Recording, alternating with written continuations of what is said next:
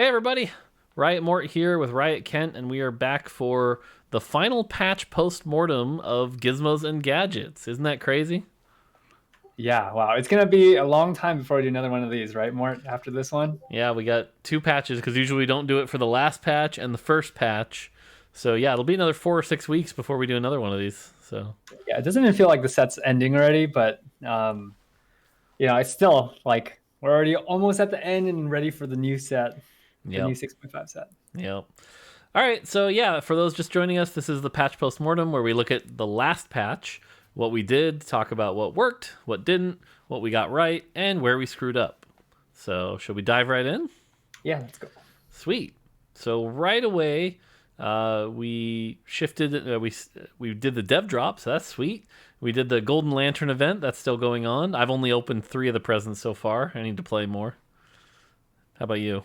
Yeah, I rolled and tried to get a bunch of things, but didn't get lucky. Yep. But it's okay. A lot of cool stuff. I got some cool stuff that I can use and like cycle around. So Yep. Yep. Lots of new Dangos, Dowsies, etc., etc. The Jinx, the Protector, the new yeah, Arena, which is sick. I really want that protector, but I just have not been able to get it yet. Yep. All right. Let's talk about system changes. So this patch, we took a really big risk. We touched the drop odds during the middle of a set, which usually we don't do. But man, we were seeing way too many 2-star 5 costs at level 8. Like it was just way too common. So we took a risk. We made the change. And it's funny because I remember some of the initial reactions we got were like, now it's just not even worth it to buy 5 costs. Who would ever even do this? Yeah. But you know what? Honestly, I think this worked out great. Yep. I think it did what we wanted it to do. It worked out. Like you can still play 5 cost comps. You just have to be more ahead, have more gold. And like it's not as reliable as it was in the past where like stage 4, you'd see 2-star 5 costs already. And it's like half the lobby is like that. And it just, we really wanted to move away from that and allow more differentiated ways of play. And we've kind of gotten to a spot that's really close to that. There's still like, balancing things that are related to certain play styles being stronger, but the drop odds did what we looked like they did what we wanted them to. Yep. Whew. Risk paid off. Yep. All right. Augments. We made a bunch of changes. Bodyguard heart granting a blitzcrank, protector, blah, blah, blah, blah, blah. Generally, I think most of these changes were good as I'm looking over this list here. I think Clockwork Crest is one of those. I think Clockwork Crest and Scholar Crest are something we're going to have to look at in the future where it's like, is it worth having a crest that doesn't actually do anything, or should we even just have, like, should they even exist is the big question mark, I think. Yeah, I think there's something interesting we can do to play around with that crest augment, but the way it stands now, it's like at least Scholar, you get a Heimerdinger, which is a 3 cost and is a carry, but with Clockwork, you're getting a zillion, and there's no 3 cost carry that we can give you. So it's kind of a struggle to balance this augment. Yep. Portable Forge. Let's talk about this one. So, I think making the change to go from prismatic to gold was a slam dunk in terms of fun. Like, now it was an augment that it was never really worth taking as prismatic unless you had, like, Enforcer Soul and something else as your alternatives. But now it's actually, like, something you're kind of excited to take. That being said, I think the obvious thing here is we should have given the balance of the individual items a bit more scrutiny.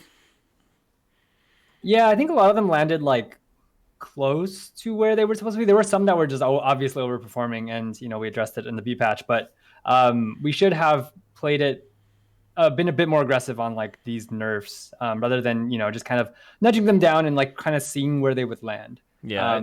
Because looking at the stats, it's like we buffed these a lot in the beginning of the set, and Yeah. we didn't tune them back down enough. I think the challenge is when you're looking at our internal data tools, you look at the items relative to the other items and you look at their LP deltas, but those LP deltas have to be taken into account the fact that it's when it's a prismatic game.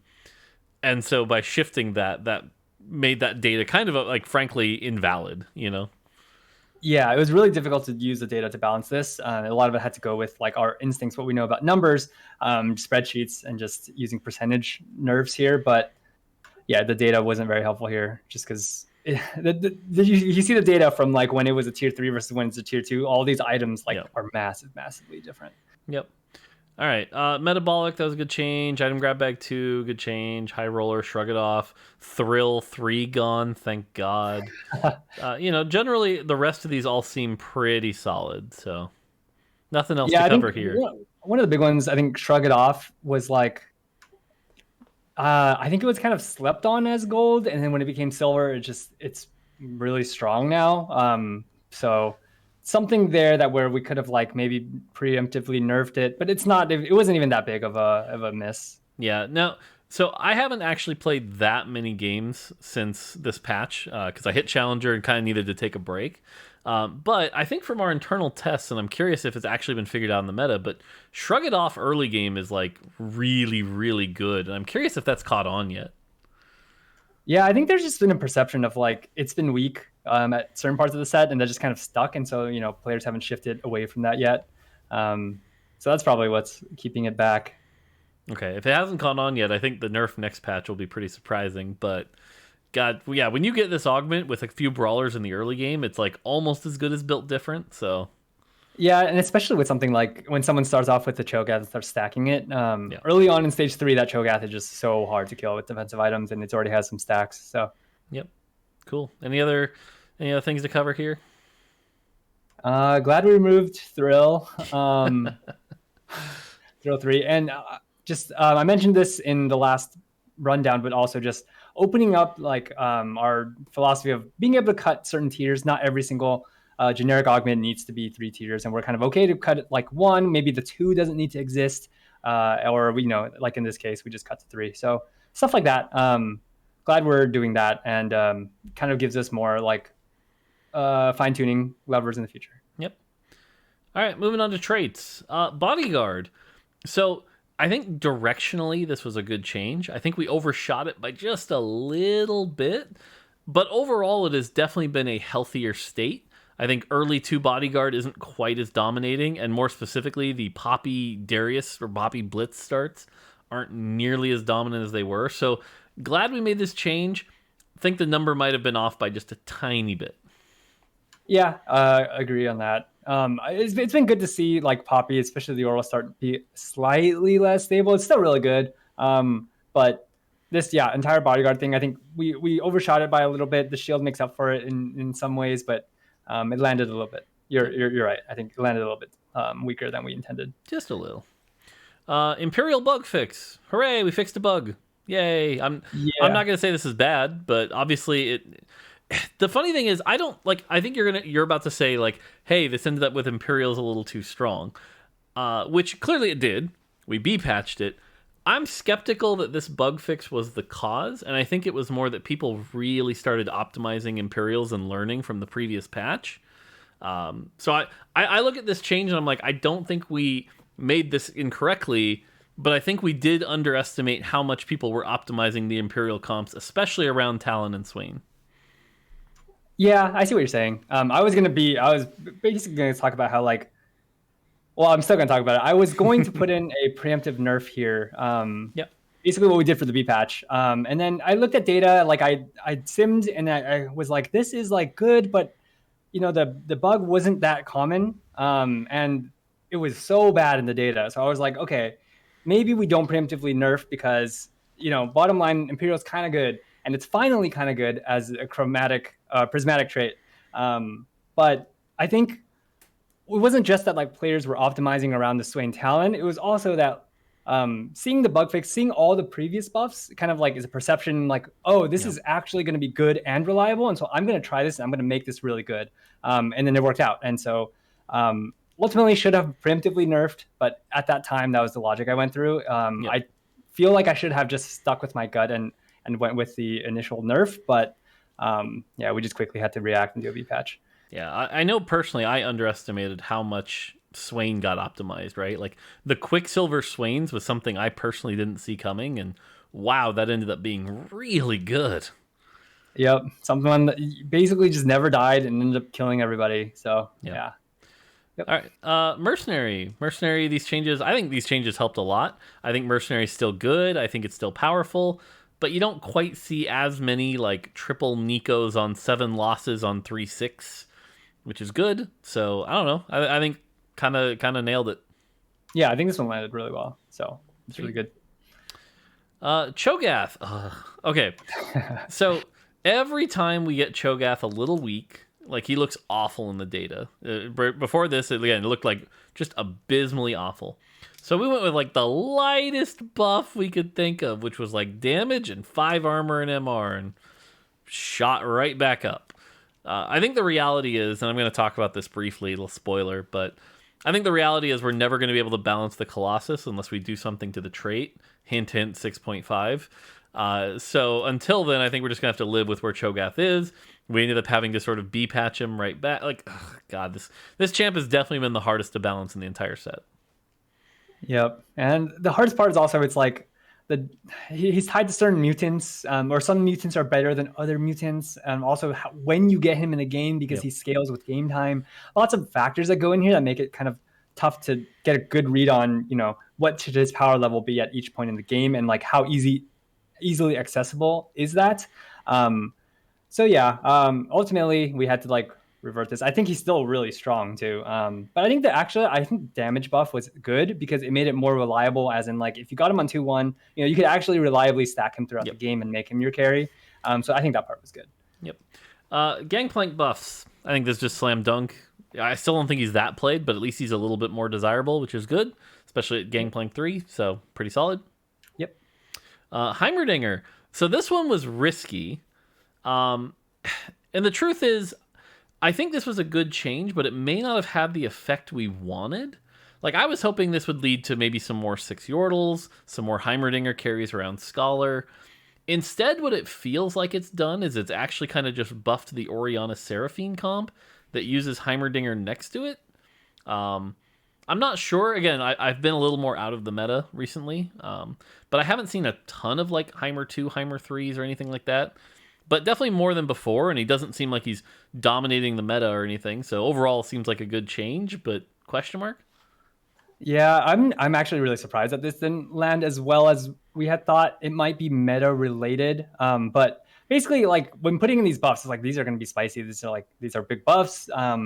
But ultimately, he landed where he's like, you can use him. He's still not that like popular. He's not some real super popular comp that everyone's running in different variations or anything like that. So yeah, didn't have basically what you said. Didn't have the hopes that we wanted. Yep. With something such a big change. All right. Braum and Scion nerfs. These are just slam dunks. Thank God for these nerfs, because they were terrible before. The champions are still good. Now they don't cast 4 times a fight. Thank God. Yeah, I mean, honestly, we maybe could have gone slightly further on Scion, but it's Seraphine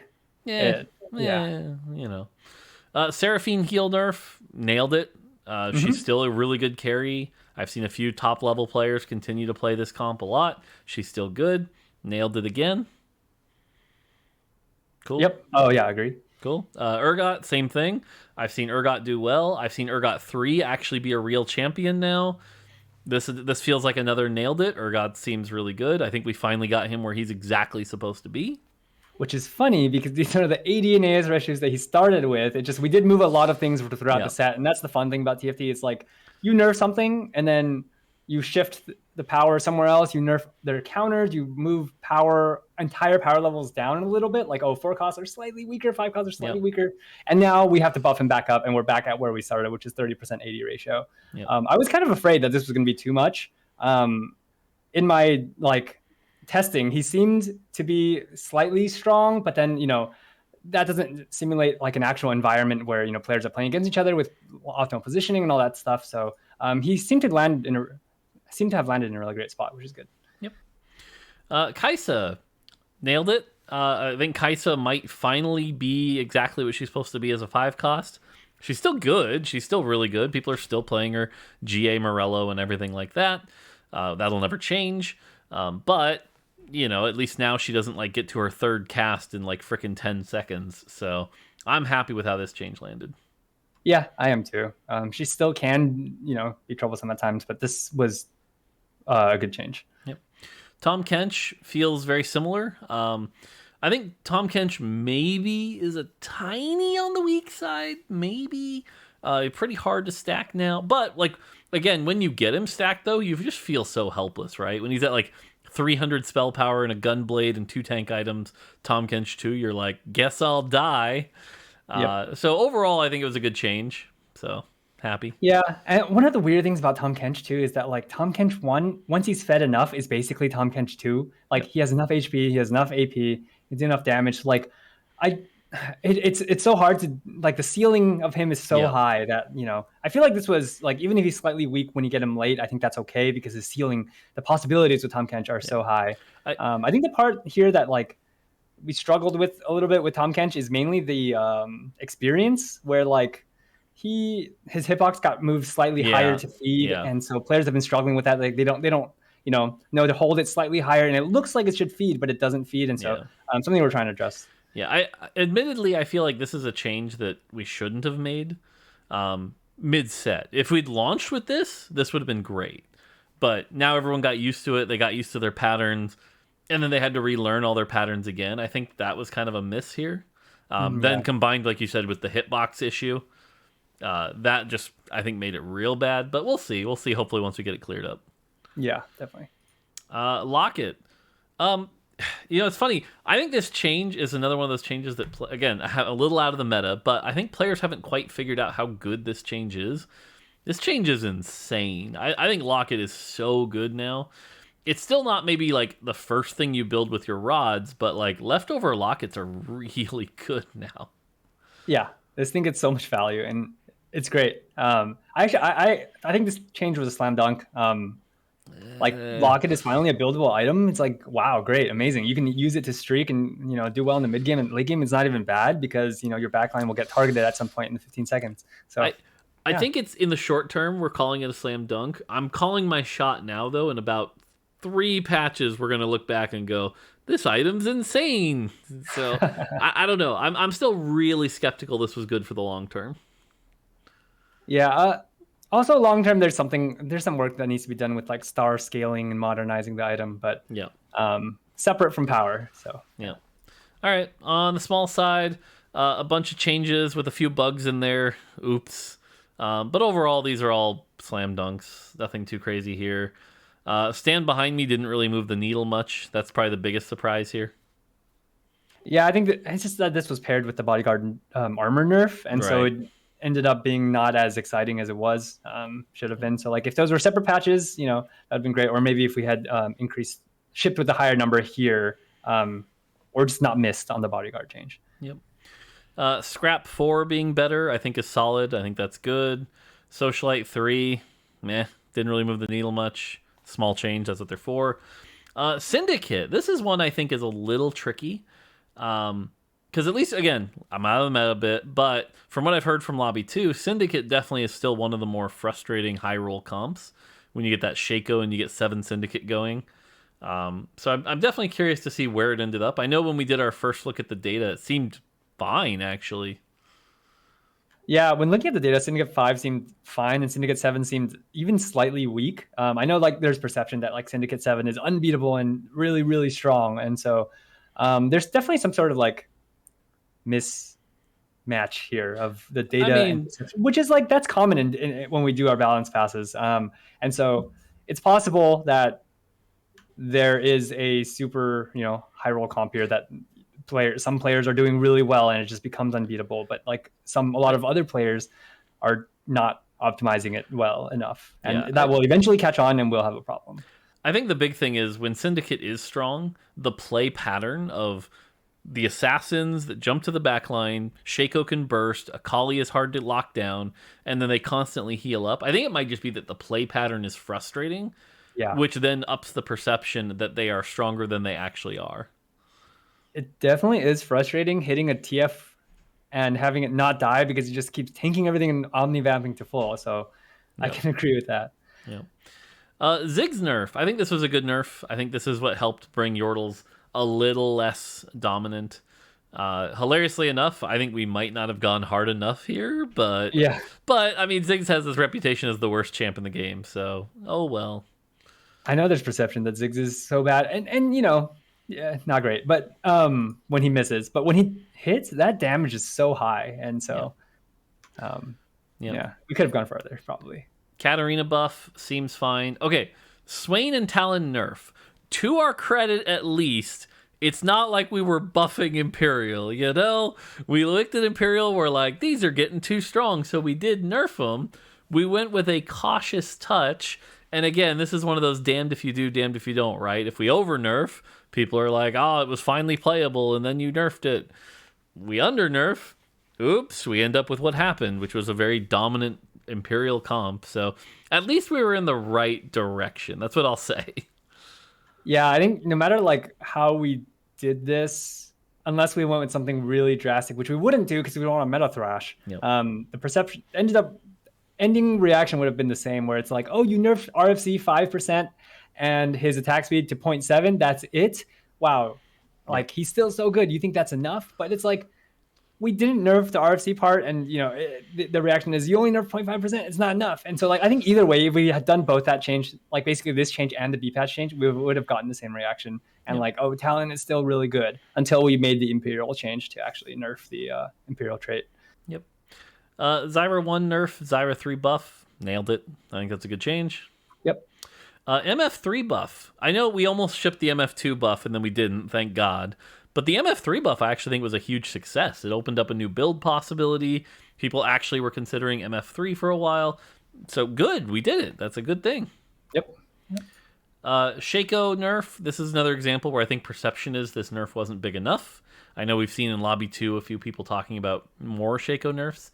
But again, I think that goes back to the frustration of Assassin. Data-wise, he looked fine. So seems like he got Shaco where at least we believe he should be.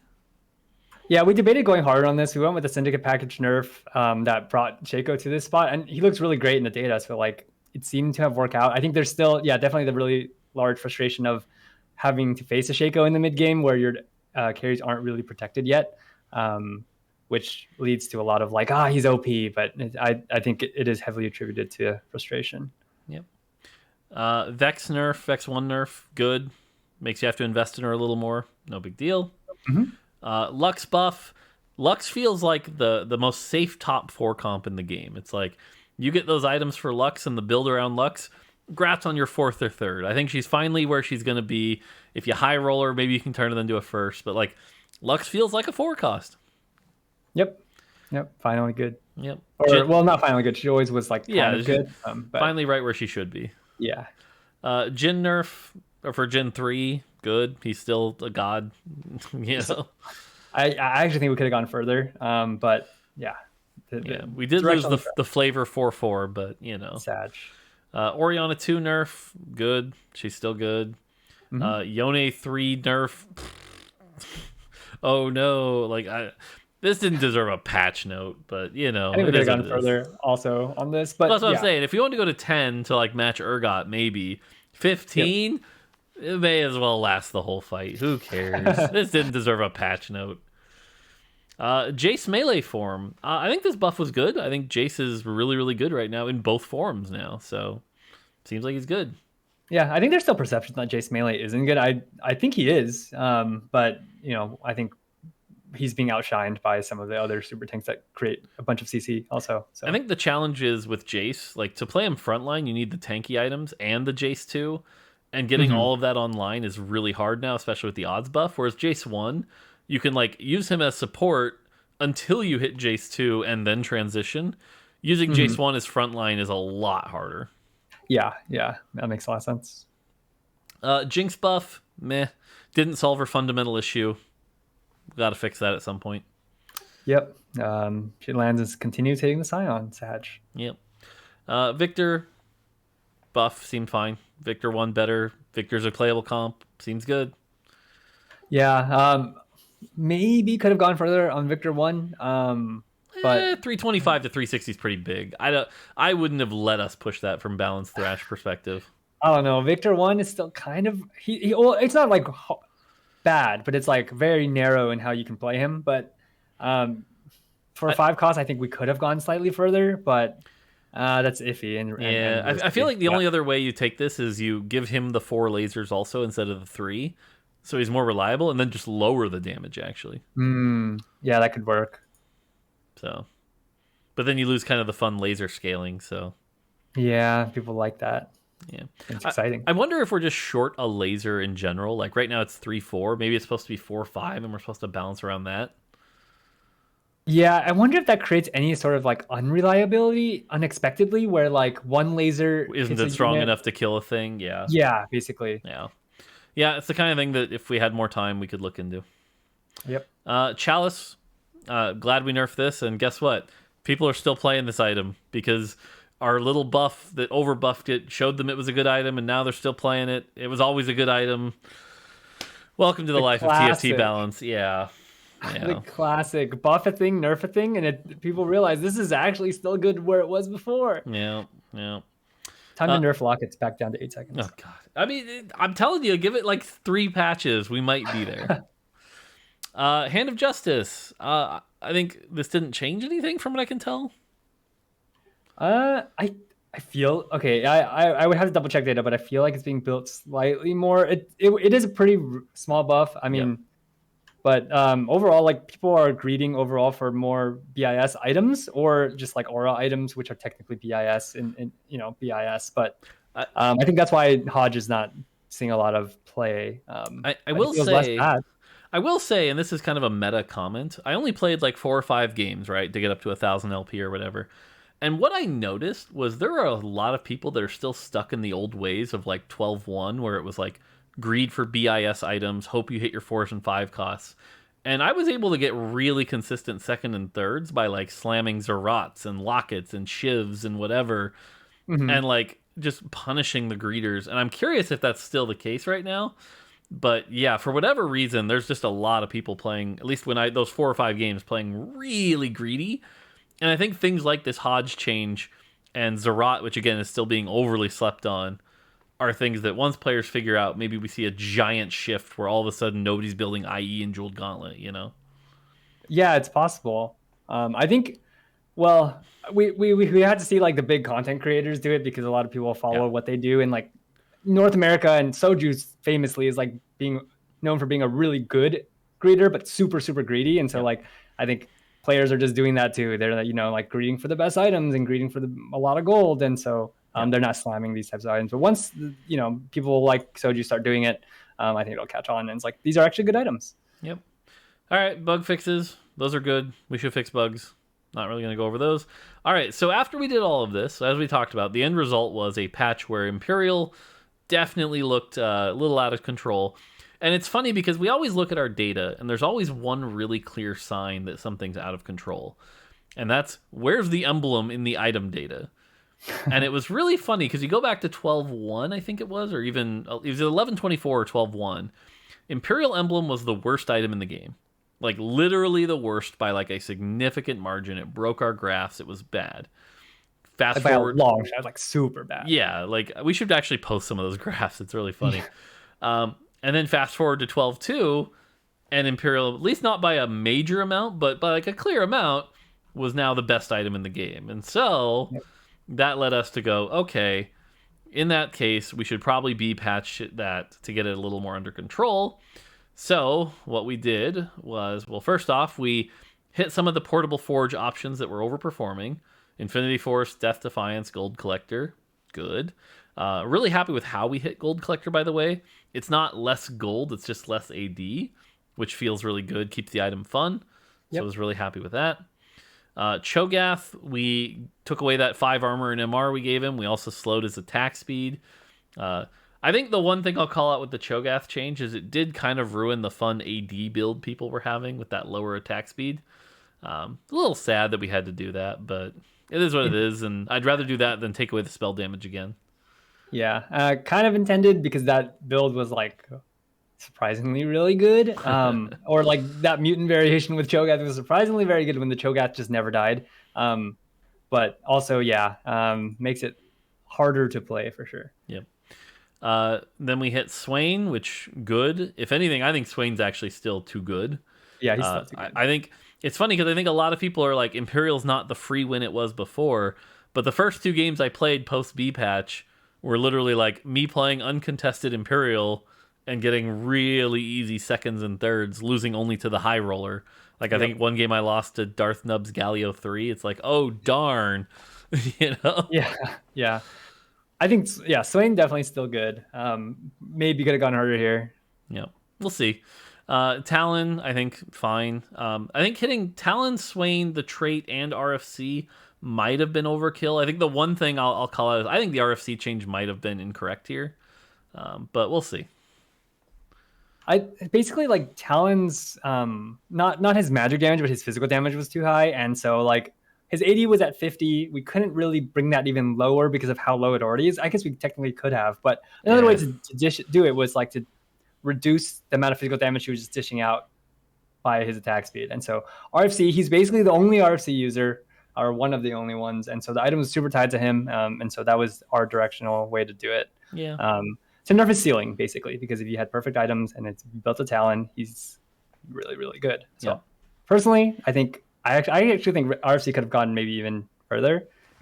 So mini rant. I was watching a content creator's video about things they want for Neon Knights, and it wasn't a very good video. But one of the things they mentioned was just like make every item playable. Just make every item playable. Easier, super easy to do. And RFC is a really good example with its comparison to Ginsu's, right? Because it's like there's some threshold where if RFC has enough base attack speed, you never want it over Ginsu's. But if it has too much, you always want it over Ginsu's. And I think when we made the change from RFC from 50 to 60, it crossed that threshold where like any Ginsu's user would actually prefer RFC just for the sheer attack speed boost. And so like that's one of the challenges with balancing these items is like when the items get comparable to each other, there really is this razor thin line where one is now useless compared to the other. And right now we're in a world where Ginsu's is kind of useless because why not just get an RFC, Yeah, and that's another struggle that we faced during set development too, where it's like we try to design item or champions where every unit would want these, or every item will be wanted by some units, and then unexpectedly, it's just not very good on those units because players have found something even more optimal, and then we have to balance around that because we can't redesign the set until the mid set. So one example is like Ginsu's is supposed to be really, really good on Kaisa, and it's like it's okay on Kaisa, but it's not great on Kaisa. You want Morella, you want GA, and just pure AP to kill things. So it didn't end up the way we expected it to, and so that's something we have to deal with. Yep. Cool. All right. So then now people have been playing the post B patch, and from what I can tell, again, I haven't played that many games, but I've been watching. The meta actually seems really solid. I think we're finally at a point where like, other than like sort of the systemic problems of like augment RNG and whatever, I think champ and trait balance wise, like everything's pretty playable. The one maybe criticism, and I'm curious to see the data on Monday, is that like reroll, and I use that term real loosely because lately anyone calls anything that's not a 4-cost a reroll comp. But reroll might be a little strong, but we'll see. Yeah, it's possible. I know that's like the perception is that like reroll is really strong, but we'll have to check that on Monday. Yeah, it's always interesting too. The one thing I will comment on, by the way, is that the Ligma comp has been so resistant to nerfs. It is crazy how that comp continues to thrive.